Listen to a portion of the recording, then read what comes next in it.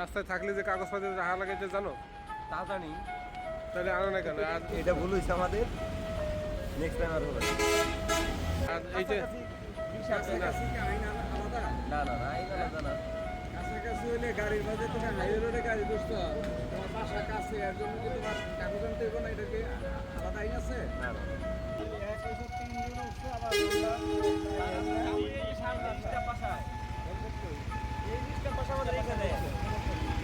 Helmet কই? Helmet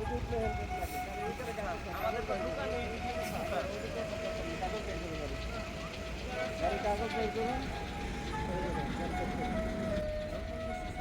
হ্যাঁ, এটা গাড়ি তো নাম হলো কি?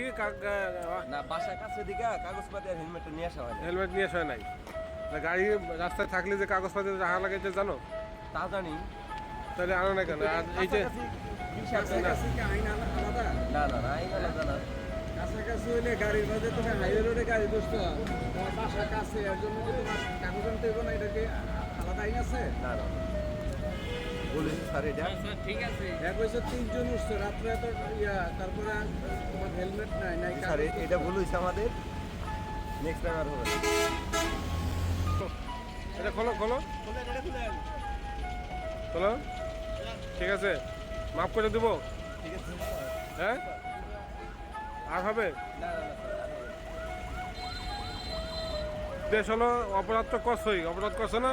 হ্যাঁ, এক নাই গাড়ির নাম্বার প্লেট, আর হলো 3 জন উঠছো গাড়িতে, এই যে আর একটা অপরাধ।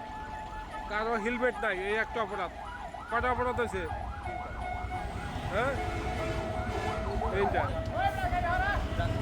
যাও।